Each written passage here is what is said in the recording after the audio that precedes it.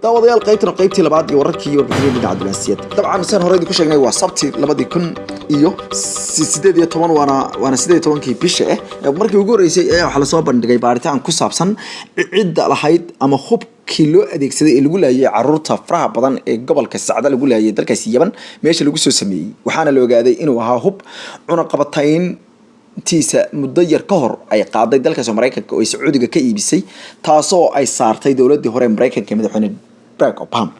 war qoraal ah oo ay soo saartay wasaaradda arrimaha dibadda dalka Mareykanka State Department ayaa lagu cadeeyay in hubka loo adeegsaday weerarkii iskuulka baska ahaa ee caruurtu saarnaayeen ee toddobaadkii hore ka dhacay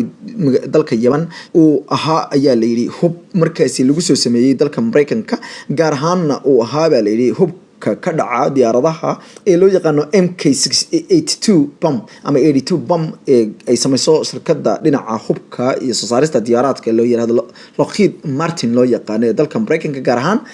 la leeyahay cilaaqaadka wasaaradda difaaca ee dalkaasi Mareykanka hubkan ayaa waxaa mamnuucay madaxweynihii hore ee dalkaasi Mareykanka Barack Obama bishii October 2016 kadib markii xabaal aas ka qayb galaya loo adeegsaday istagantaaladan ama bomkan lagu garaacay kaasoo October ay ku dhinteen 155 ruux oo aas ka qayb galayay waxaana markaa dawladda Mareykanku ay ku soo rogtay cunaqabatayn in laga iibiyo Sacuudiga iyo dalalka hawlgalka ka wada dalka Yemen hubka saaw khatarta badan ee gantaalaha iyagu firdha hadhowtana laba qarxa waxaana lagu sheegay in miisaankoodu uu gaarayo 500 oo pound ama cabirka pound loo yaqaano ama si kale 227 kilo waxaana la aaminsan yahay in dadka halkaasi ku dhintay ee caruurta u badnaa ay sababtay baa la yiri kadib markii dawladda Mareykanka madaxweyne Trump ay ansixisay ama ay fasaxday hubkaasi bishii baalay sagaalaad ee sanadkii hore xilligii uu joogay xogiyihii hore ee arrimaha dibadda Brexit terrorism iyadoo Sacuudiga iyo Mareykanku heshiisyadii ay galeen oo kamid ahaa ee sanadkaas lagu kala iibsanayay hubkii lixaad kale ahaa hay'adaha xuquuqul insaanka ee kamid tahay hay'adda daba socodka dhacdooyinka iyo dhibaatooyinka qaramada midoobay iyo tan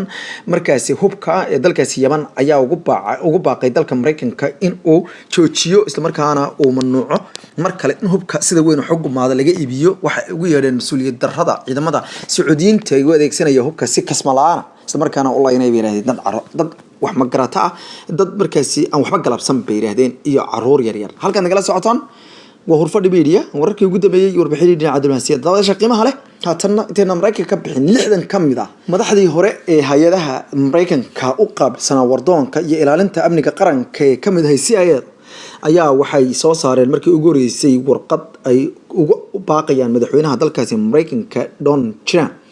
in uu joojiyo waxa ay ugu yeereen wiiqitaanka qaranka Mareykanka uu ku hayo warqadan oo lagu soo daabacay wargeyska caanka ah ee New York Times ayaa waxa lagu sheegay in saraakiishu ay ka warwarsan yihiin baa la yiri habdhaqanka madaxweynaha ee ah ugaarsiga dadkii waxgalka ahaa ee dalkan Mareykanka inta badan u soo halgamay waxaana arintan ay si gaar ah ay u taabteen marka agaasimihii hore ee hay'adda CIA ee John Brennan oo laga qaaday galaangalkii dhinaca amniga qaranka iyo waliba wixii loo yaqaanay xasaanadii amniga qaranka ee dalka Mareykanka xubnahan saxiixay ayaa waxay yiraahdeen uma naasixin arintan inaanu ku difaacno oo kaliya bay yiraahdeen waxa ugu yeereen mabaadi'da hay'adda CIA iyo amaanada balse waxaan u saxiixnay in aanu idinku wargelino haddaad tihiin shacabka Mareykanka in qarannimadii dimuqraadiyaddii Mareykanka iyo waliba xorriyadda qowlka Mareykanku ay god ku sii dhacaso haddii aan xukuumadda hadeerta jirta aysan dhaqanka bedelin waxay sheegeen waxaanu ku ducaysanaynaa in madaxweynaha dalkaas Mareykanka uu garto inuu yahay hogaamiye dhaba balse uusan hayn baa la yiri dictatori ka taliya dalal markaasi aysan ka jirin baa la yiri madax banaani iyo xorriyadda qowl ee adduunka kale waxa ay walaac ka muujiyeen in dalka Mareykanku uu wiiqmi doono haddii aan sida ugu dhaqsaha badan loo sixin ku dhaqanka dastuurka Mareykanka iyo ilaalinta mabaadi'da la isla ogol yahay ee Mareykanku ay isla qaateen 300 sanadood ka hor taasoo ay ula jeedaan in dastuurka Mareykanka la sameeyay 1776 kolkii ay xornimada qaateen bishii July 4teedii ee ka qaateen gumeystihii Britishka waxaana ay sheegayaan in saraakiishan in sida ugu dhaqsaha badan loo soo celiyo meeqaamkii kala dambeynta Mareykanka iyada arintan ayaa buuq xoogan waxay ka taagneed maalmihii ugu dambeeyay dalka Mareykanka iyadoo laga walaacay kadib markii madaxweynuhu la sheegay in uu list dheer oo ah dadka kasoo horjeeda inuu ka xayoobiyo xasaanada dhinaca amniga iyo galaangalka qaranka iyo wararkiisa uu doonayo inuu arrintaasi kaga argoosto dadka isaga diidan ama dabcan kasoo horjeeda ama dhaliila afkaartiis. halkaad nagala socotaan waa wararkii ugu dambeeyay warbixin dhinaca diblomaasiyadda ee ciidamada yuhuuduna waxay xidheen masaajidka al-aqsa ee barakaysan in ay ilaa iyo maalinimadii shalay ahayd in dadka muslimiinta ay ku cibaadaystaan kadib markii nin dhalinyaro ah oo Suudaan jir ah oo reer Falastiini uu damcay inuu tooriyeeyo mid kamid ah askarta yuhuudda ee ku sugnaa agagaarka halka loo yaqaano magaalada duqda ah ee magaalada Qudus ee barakaysan gaar ahaan halka uu ku yaalo markaasi dhagaxa dahabka ah ee la aaminsan yahay inay ahayd halkii uu subanuhu naxariis iyo nabadgelyo korkiisa uu ku tujiyay markaasi ambiyada oo muslimiintu ay aaminsan yihiin sidoo kalena inay ahayd halkii uu ka dheelmiyay kolkii markaasi habeenkii dheelminta waxaana la sheegay in askari uu ku soo dhawaaday goob aan loogu talagelin yuhuudda sidaa daraadeedna nin dhalinyaro ah uu damcay inuu toori ka gaarsiiyo balse isagoo aan gaarin ayaa askari kale arkay kaasoo dadejiyay in la toogto ninkii dhalinyarada ahaa. wararka waxay sheegayaan in ciidamadu ay xidheen in lagu tukado halkaasi waxaana qaybta ay markaasi yuhuuddu xoog ku haystaan ee loo yaqaano qaybta al-Breqa oo ah halka la aaminsan yahay ama muslimiinta ama aqoonyahanka dadka islaamka ay sheegeen in ay istaagtay markaasi gaadiidkii uu quraacay subanuhu ay ahayd baa la yidhi in aysan soo dhaafin ciidamada markaasi yuhuuddu. inta badan masaajidka ayaa u kala qaybsan bari iyo galbeed waxaana inta badan qaybta bari iyo galbeed iyo waqooyi waxaana qaybta bari iyo qaybta waqooyi qaybta galbeed xoog ku haysta yuhuudda oo iyagu sheegay in ay halkaasi ahaa jirtay meeshii ugu dambeysay waa halka loo yaqaano al-Breqa ay ahaa jirtay halkii bartii uu ahaa macadkii ugu dambeeyay yuhuuddu taariikhda kolkii ka hor intii aan laga burin bay yiraahdeen deegaankaas ama laga qabsanin ayay sheegeen. si kastaba ha noqotee waxaa wararka ugu dambeeyay sheegayaan in xaalad dalkaas ka taagan ay cakran tahay kadib markii yuhuuddu ay sheegaan in ilaa iyo amar dambe aan la furi doonin masaajidka isla markaana aan lagu cibaadaysan doonin iyadoo uu kamid yahay bogcadaha barakaysan ee islaamka ee caalamka. halkaad nagala socotaan wararkii ugu dambeeyay warbixin dhinaca diblomaasiyadda warfadhi media Jarmalka ayaa la sheegay inuu ku dhawaaqay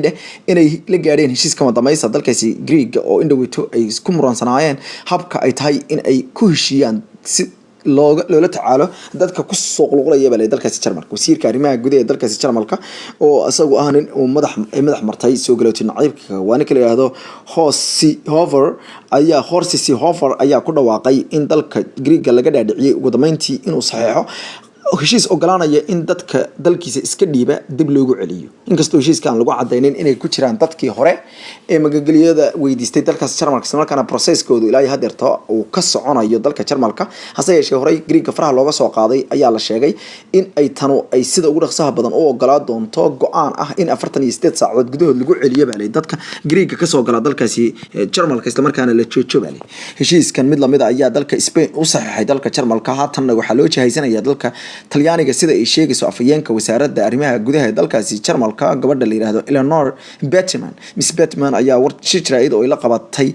saraakiil dalka Greek ka socda waxay sheegtay in 48 saacadood gudahood lagu celi doono dhammaan dadka ka soo galay Greek balse tafaasiil kama ay bixin in la celi doono dadka hore ayagu magagaliyada u weydiistay Jarmalka balse laga yaabo in fara looga soo qaaday dalkaasi Greek iyo dalka Talyaaniga iyo dalka Spain. si kastaba ha noqotee dalka Jarmalka ayaa dadaal xoogan waxa uu ugu jira inuu xakameeyo dadkan kadib markii hogaamiyaha dalkaasi Jarmalka Angela Merkel ay ku guuldareysatay in ay hesho codadkii ugu badnaa ama xisbigeedu ku guuldareystay inuu aqlabiyad helo bedelkiina ay la gashay heshiis xisbiga nacaybka soo galootiga madax maray ee Mr. Seehofer uu madaxda ka yahay. dabadayaasha qiimaha leh wali iyo warbixin dhinaca diblomaasiyadda aynu ku jirnaaye haatanna dalalka Turkiga iyo Shiinaha iyo Ruushka. dalalka Ruushka iyo Shiinaha ayaa waxa ay labadooda hoosta ka xariiqeen inay taageero xooggan sii doonaan dalka Turkiga. afayeenka wasiirka arrimaha dibadda ee dalkaasi Shiinaha ayaa war qoraal oo soo saaray wuxuu sheegay in la xoojinayo wuxuu ugu yeeray dhaqaalaha dalkaasi taageerada dhaqaalaha dalkaasi Turkiga balse wuxuu sheegay inuu kalsooni ku qabo in Turkigu uu iska caabi karo wuxuu ugu yeeray turturka Mareykan. asagoo hadlayay ayuu sheegay in ay madaxweynaha dalkaasi Shiinaha Xi Jinping uu aaminsan yahay in Turkigu uu yahay quwad karti u leh inay iska daafacdo waxa uu ugu yeedhay liica ku yimid lacagtooda sida uu sheegayo Lu Kan oo ah afayeenka wasaaradda arrimaha dibadda aqalka cas ee dalkaasi Ruushka Kremlinka ayaa afayeenkiisa wuxuu asaguna gurdhaweeta ku dhawaaqay in dalalka Shiinaha dalalka Japan iyo dalkaasi Ruushku iyo dalkaasi Turkiga ay ku heshiiyeen in lacagta dalkaasi liirada ee loo yaqaano dalka Turkiga ay wax kaga iibsan doonaan isla markaana ay bedelkii ay qaadan lahaayeen dollar haatan lacagta liirada ah ay ku ganacsan doonaan shucuubta balay reer Russia ayadoo la rajeynayo in dad gaaraya 10 milyan oo Russian ay sanadkan ay noqdaan buuxiyaan maalmaha soo socda in ay noqdaan dadka ugu faraha badan ee ku taga dalxiiska dalkaasi Turkiga waxa uu sheegay afayeenka u hadlay aqalka dalkaasi Moscow Mr Peskov wuxuu yiri dalkayaga waxa aanu heshiis la gaadhnay dalka Russia wuxuu heshiis la gaaray dalka Turkiga waxaana ku heshiinay in lacagta liirada ay noqoto lacagta aanu ku gadano dhammaan alaabaha sida kalena suuqa la yiraahdo Shanghai ama loo yaqaano xulafada loo yaqaano Shanghai Cooperation Organization SCO loo soo gaabiyo ayaa iyaguna waxa ay ku dhawaaqeen in lacagta yaanka ee Shiinaha lacagta rubiska ee dalkaasi loo yaqaano dalkaasi Russia lacagta Iran iyo lacagta dalkaasi Turkiga lagu soo dari doono waxaana ay taasi durbaba kor u qaaday qiimaha lacagta liirada waxayna sheegeen in laga taqalusi doono in dollarka wax loo isticmaalo dalka Faransiiska ayaa iyaguna waxay gordhoweyd ku dhawaaqeen inay taageerayaan loolanka dhinaca dhaqaalaha ee dalka Turkiga ayagoo sheegay inay iskarab taagayaan hadal qoraal oo ka soo baxay aqalka ELC ayaa lagu sheegay in wada hadal khadka telefoonka oo dhexmaray dalalka madaxweynayaasha dalalka Turkiga iyo Faransiiska Emmanuel Macron iyo Erdogan ay ka soo baxday in la xoojiyo cilaaqaadka dhinaca dhaqaalaha iyo yareynta cashuuraadka labada dal iyo isdhexgalka xoogan ee ku saabsan in maalgashi xoogan labada dal ay sameeyaan sidoo kalena waxa guddi loo saaray sidii labada dal ay isku dhaafsan lahaayeen lacagta eurada iyo lacagta liirada iyo dalkaasi Turkiga ayaa halgan xoogan ku jira waxaana u muuqata in Turkigu haatan uu dib u soo riixayo cadaadiska Mareykanka uga imaanaya iyadoo xiriirka labada dal uu cirka aad isku sii shareerayo tan ayaa kusoo beegmaysa iyadoo digniino hordhaca ay ka soo baxayaan dalkaasi Mareykanka wasiirka maaliyadda dalkaasi Mareykanka Stephen Mnuchin ayaa ka digaya in Turkigu ay bilow ku tahay wuxuu ugu yeedhay cadaadis la saarayo haddii aysan wax ka qaban soo deynta wadaadka xiran iyo waliba inay hagaajiyaan luqadda ay kula hadlayaan Mareykanka hase yeeshee wasiirka maaliyadda dalkaasi Turkiga Brad Albayrak ayaa ka digaya in Turkiga aan la liici doonin waxaana Turkigu halgan adag haatan ugu jira inuu dalalka kale ee quudaha dhaqaalaha ah ee caalamka uu soo dhaweyn xoogan ama xalaaqaad xoogan oo ka sameeysto dalka Jarmalka ayaa iyaguna goor hore haweeneyda xukunta Angela Merkel waxay ku dhawaaqday inay taageerayso dalka Turkiga kolka ay timaado loolanka dhinaca dhaqaalaha waxayna sheegeen inay yihiin albaabka ku xiga sidaa daraadeedna hadii dhaqaalaha Turkiga uu leeco Yurub oo dhan ay leecayso daawadayaasha qiimaha intaan ku xiro amaan Allah